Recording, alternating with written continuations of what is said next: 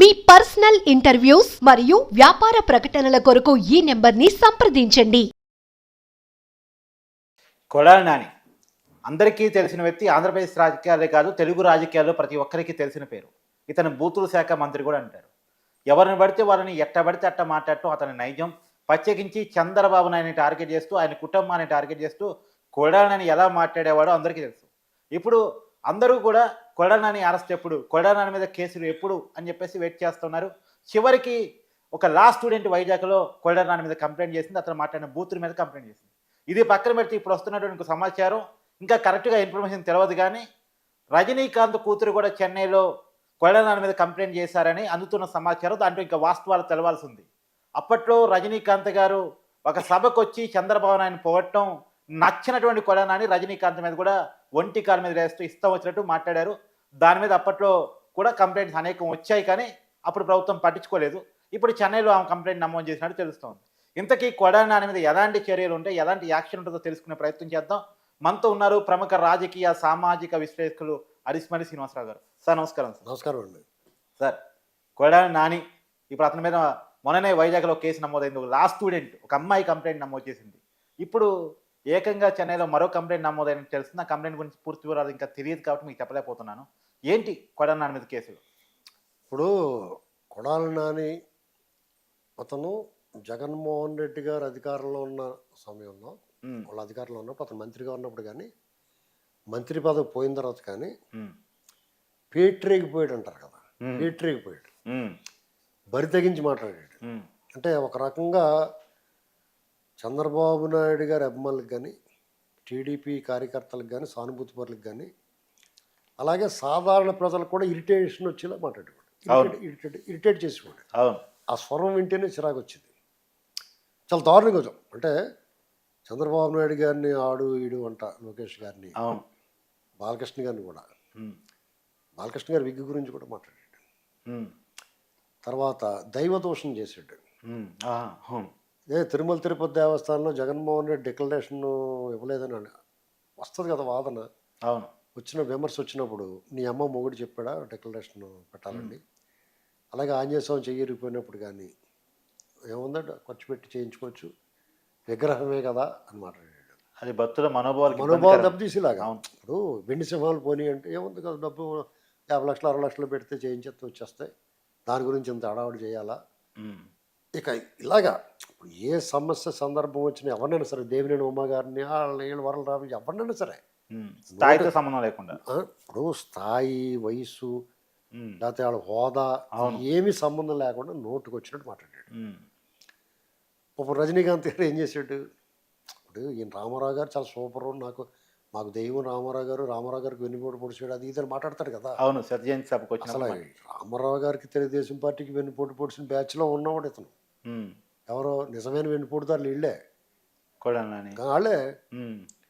ఇలాంటి పరిస్థితుల్లో రజనీకాంత్ గారు వస్తే ఆయన వచ్చి 4 మాటలు, మంచి మాట రామారావు గారి గురించి, రామారావు గారికి సంబంధించి 100 సంవత్సరాల అది కార్యక్రమం ఏదో పెట్టారు. దాంట్లో మంచి మాట మాట్లాడారు. ఆ మంచి మాట మాట్లాడితే నువ్వు విని ఊరుకో, నీకు ఇష్టమే కదా రామారావు గారు. ఊరుకోకుండా ఆయన చీకేసిన దాటాక అలా నోటుకు వచ్చినట్టు.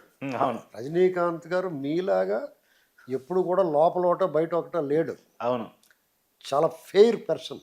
అవును, ఎందుకంటే ఎవడన్నా సరే ఆ గెటప్లో ఉన్నప్పుడు సినిమా స్క్రీన్ మీద సూపర్ స్టార్గా అతను ఒక రకంగా తిరుగులేని ఇమేజ్ ఉంది ఆయన. కానీ బయట దాని కంప్లీట్ ఆపోజిట్గా చాలా బాగా లో ప్రొఫైల్ మెయింటైన్ చేస్తా. అది చాలా పెద్ద వ్యక్తిత్వం ఉండాలి, చాలా లైన్ హార్టెడ్ అయి ఉండాలి, తట్టుకోలేరు ఎవరండి. శోభన్ బాబు గారు నేను వార్ధక్యం ముసలోడు అయిందని సినిమాల నుంచి బయటకు వచ్చిన బయట కనపడలేదు అసలు ఆయన. అవును, రాజేష్ ఖన్నా కూడా అందగాడిగా పేరు పొంది సూపర్ స్టార్గా ఉన్న రాజేష్ ఖన్నా కూడా ఆయన అనారోగ్యం పాలైపోయి కొంచెం మనిషిలో ముసలితనం వచ్చిన తర్వాత మార్పు వచ్చేస్తుంది కదా, కనపడడానికి ఇష్టపడాల. అటు ప్రజల ఇమేజ్ పాడకూడదని. కానీ ఈయన అలా ఉండదు. ఈయన తన అసలు స్వరూపాన్ని ప్రజలు ప్రచురించేస్తాడు. అవును, స్క్రీన్ మీద కూడా ఎంత ఎంటైర్ డిఫరెంట్గా ఉన్నా సరే ఏమాత్రం భేషజం లేకుండా మొగమాట పడకుండా తన అసలు స్వరూపాన్ని చూపిస్తే చాలా సింపుల్గా ఉంటాడు. పైగా ఆయన ఇప్పుడు హిమాలయాల పర్వతాలకు వెళ్తాడు, ఆయన నమ్మకానికి తగ్గట్టుగా సాధువు గారి దగ్గరికి, యోగి దగ్గరికి. అవును. అక్కడికి అందరు భక్తుల్లాగే వెళ్తాడు. అవును. అతను ఒక చిన్న ఇన్సిడెంట్ చెప్పాలి మీకు. ఉమ్. బెంగళూరులో రజనీకాంత్ గారు ఒక దేవస్థానం దగ్గరికి వెళ్ళాడు దర్శనానికి, దేవుడి దగ్గరికి. అక్కడ బయట నిలబడి ఉన్నాడు. ఒక ఆవిడ వచ్చి ముష్టోడు అనుకుని 10 రూపాయలు వేసింది, బిచ్చకాడేమో అనుకుని. పుప్ప. ఆయన తీసుకున్నాడు. ఉమ్. తర్వాత మళ్ళీ దేవుడి దర్శనం అయిపోయిన తర్వాత హారతి ఇస్తారు కదా, హారతి ఇచ్చినప్పుడు ఈయన 500, 1000, 2000 వేసాడు ఆ పళ్ళిల్లో. ఉమ్. అది ఆవిడ చూసి అప్పుడు గుర్తుపట్టింది. ఉమ్. ఆయన చుట్టూరు ఉన్న జనాలు అది ఇది చూసి బాబు రజనీకాంత్ ఆయన దగ్గరికి వచ్చి తప్పు అయిందండి, మీరేమో క్షమించండి, మీరు నేను ఎలా చేశానంటే, లేదమ్మా నా ఒరిజినల్ వాల్యూ ఇదే, ఉమ్. నేను దాచుకుంటాను నా ఫేస్ వాల్యూ. ఉమ్. స్క్రీన్ మీద వేరు, స్క్రీన్ మీద సూపర్ స్టార్ రజనీకాంత్ వేరు, శివాజీరావు గైక్వాడ్గా నా వాల్యూ, నా ఫేస్ వాల్యూ 10 రూపాయలే. అలా ఒప్పుకుంటాడండి ఎవడన్నాను? ఎవ్వడప్పుకోడు. అలాంటి వ్యక్తిత్వం ఉన్నవాడిని ఈ రోడ్డు మీద పిడుగుపడిన టెంకాయ మోన్లా ఉంటాడు ఇతను. ఉమ్. ఏంటండి బొబ్బర్లంక రామబ్రహ్మం లాగానే ఉమ్. ఇలాంటి మాటలు మాట్లాడొచ్చా? నువ్వు పైగా మంత్రి కదా, ఒక రాష్ట్రంలో ప్రతినిధిగా ఉన్నావు, ప్రజల ప్రతినిధిగా ఉన్నావు, రాష్ట్ర క్యాబినెట్లో మంత్రిగా ఉన్నావు, పక్క రాష్ట్రం సౌత్ ఇండియన్ సూపర్ స్టార్ని, ఉమ్. మన రాష్ట్రానికి అతిథిని నువ్వు అలా అవమానకరంగా మాట్లాడొచ్చా? ఉమ్. ఇతనే కాదు రోజా ఇలా ఇప్పుడు ఇతను ఒక వరుస అయింది. సోషల్ మీడియా వాళ్ళు ఎక్కడికక్కడ జైలులో మగ్గుతున్నారు చాలా సైలెంట్గా. మీకు ఇక్కడ గమనించాల్సింది ఏంటంటే, కూటమి ప్రభుత్వం మొదటి 4 నెలలు 5 నెలలు కూడా వాళ్ళ పని మీద దృష్టి పెట్టారు. వీళ్ళకి మళ్ళీ రాగానే వాళ్ళమే పడలే, మచ్చల పులి మీద పడినట్టు ఏం చేయలేదండి. అవును. వాళ్ళు పనులు చేసుకున్నారు. ఉమ్. వీళ్ళలో పరివర్తన వస్తుందేమో, పశ్చాత్తాపం కలుగుద్దేమో అని చూసారు, వెయిట్ చేశారు. క్యాడర్ అంతా తీసుకున్నా పాపం వాళ్ళ అభివృద్ధి ఒక మీద అవకాశం ఇచ్చారు వాళ్ళకి. అవును. నోరు మూసిన వాళ్ళు పనులు చేసుకోమను, రాజకీయాలు ఎన్నికల వరకే ఉండాలి, తర్వాత మనం ఎవరి పనులు చేసుకోవాలి, సద్విమర్శని సహేతుకమైన విమర్శను స్వీకరిద్దాం అన్నట్టుగా వాళ్ళు ఉంటే, వీళ్ళు మళ్ళీ ఇంట్లో దొంగకుండా మళ్ళీ వచ్చి మాట్లాడారు, కొడాలని కూడా మాట్లాడాడు. ఉమ్. ఏంటండి అందుకని వాళ్ళు ఏం చేశారంటే ఆపరేషన్ కోటింగ్ స్టార్ట్ అన్నారు. ఉమ్. ఇప్పుడు ఆడి ఈడే లేదు, రామ్ గోపాల్ వర్మ, శ్రీరెడ్డి, పోసాని కృష్ణ మురళి దండాలు పెట్టేస్తున్నారు చూసారా. ఉమ్. వీళ్ళు ఏం మాట్లాడారు, కంప్లీట్ ఉల్టా అయిపోయింది. అవును. మీరు ఆ మాట్లాడిన దొమ్మగా ఉండండి అయ్యా. మీరు వాళ్ళు ఏం మాట్లాడారు, పోలీసులు కొడతారని భయంతో ఇలా మార్చకూడదు మీరు. అవును. ఇప్పుడు కొడాలా అని అంతకన్నా ఎక్కువ ఏడ్చేస్తారు చూడండి. అవును. ఇప్పుడు మీకు రామ్ గోపాల్ వర్మ, పోసాని కృష్ణ మురళి, లేకపోతే శ్రీరెడ్డి ఇలాంటి గ్యాంగ్ ఎలాగైతే లోపలాడుతున్నారో దాన్ని మించి ఉంటుంది ఎవరు, వీళ్ళు పోలీసులు విచారణకు పిలిచి నడు అరెస్ట్ అనగానే చాలా దారుణంగా ఉంటుంది పరిస్థితి. ఉమ్. వాళ్ళు కూడా ఇప్పుడు వాళ్ళు ఒకటి కూటమి ప్రభుత్వం నిదానమే ప్రధానం. ఇప్పుడు కారు స్పీడ్గా వెళ్తుంది, అవును. ట్రాక్టర్ కొంచెం స్పీడ్గా వెళ్తుంది, దాని మీద కారు స్పీడ్గా వెళ్తుంది. ఉమ్. అన్నట్లుగానే స్లోగా రోడ్ రోలర్ వదులుతుంది ఉమ్. రోడ్డు మీద వెళ్ళే వాహనాల్లో. కానీ శుభ్రంగా సాఫ్ చేద్దా. ఇప్పుడు కారు వెళ్తే అవును. ఉండే బరువుకి, ట్రాక్టర్ వెళ్ళి దానికి ప్రెజర్కి, అవును. రోడ్ రోలర్ వెళ్తే ఎంత ప్రెజర్ ఉంటుందండి. ఎంత ప్రెజర్ ఉంటుంది సార్? అవును. వీళ్ళు రోడ్ రోలర్ లాగా నిదానమే ప్రధానం, నెమ్మదిగా వీళ్ళు మొత్తం అణిసేస్తారండి. ఎక్కడ వీళ్ళు బలుపు మొత్తం అణిసేసి మళ్ళా మీ లైఫ్లో వీళ్ళు నోరేస్తారు. ఇంకా ఆల్రెడీ క్షమాపణ చెప్తున్నారు కదా సార్, సీరియడ్ క్షమాపణ చెప్పింది, మీకు స్టేజ్ దాటిపోయింది. అంతేనా? అంటే మీకు క్షమాభిక్ష పెట్టి క్షమాపణలు చెప్తే యాక్సెప్ట్ చేసి స్టేజ్ దాటిపోయింది. Not accepted. ఇప్పుడు ఇంకంతా కూడా రిజెక్టెడ్ అని వస్తుంది అప్లికేషన్, అంతేనా? స్టాంప్ పడుతుంది. వీళ్ళందరికీ కోటింగ్ షూరే అయిపోయింది. ఇప్పుడు అందరిని అస్సాం పంపిస్తామని అనేవారు కదా ఇదివరకు. జూనియర్ ఎన్టీఆర్ సినిమాలో అందరిని అస్సాం పంపిస్తాడు, ఇక్కడ వీళ్ళందరూ కర్నూలు పంపిస్తాడు ఆది సినిమాలో. ఎందుకంటే అక్కడ ఒక ఆఫీసర్ ఉన్నాడు, ఇలాంటి వాళ్ళందరూ సాల్వ్ చేయడానికి, క్రమశిక్షణలో పెట్టడానికి ఒక పెద్ద మంచి ఆఫీసర్ ఉన్నాడు, సింహం లాంటి. ఎవరు సార్?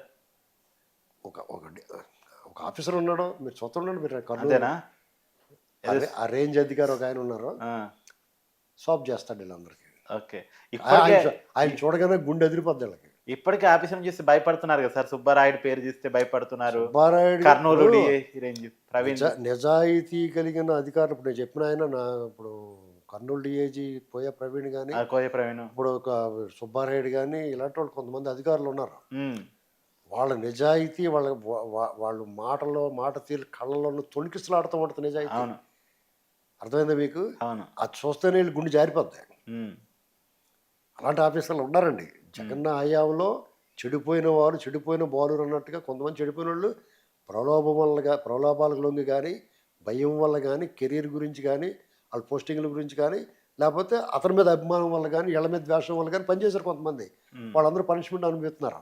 సార్ ఒక రాజకీయాల్లో గుడ్ బై చెప్తే వల్లభనేని వంశీయో కొడాలి నానియో ఇప్పటికీ వల్లభనేని వంశీ రాజకీయాలు గుడ్ బై చెప్తున్నట్టు వార్తలు కూడా వస్తున్నాయి కాబట్టి వదిలేస్తారా ఇంకా? ఎందుకు వదులుతారండి? ఇప్పుడు రాజకీయాలు గుడ్ బై చెప్తాలు చేసిన నేరాల్లో ఘోరాలు వాళ్ళు మాట్లాడి మాటలు పోతాయా? చరిత్ర చింపెత్తే చిరిగిపోతూ చెరిపెత్తే చిరిగిపోతాం. వీళ్ళు చరిత్రలో నిక్షిప్తం అయిపోయి ఉన్నారా? దాన్ని స్టాప్ చేసి ఇప్పుడు మీరే పెడతారు యూట్యూబ్లో, అయాల నీ అమ్మ మొగుడిదా అన్నది పెడతారు, తర్వాత బాబు మీ దండం అన్నది 2 ముక్కలు పెడతా ఉంటారు యూట్యూబ్లో. ఆ ఎంటర్టైన్మెంట్ కూడా మీరు ఇస్తారు జనాలకి, అది చూస్తాం మనం. Thank you sir.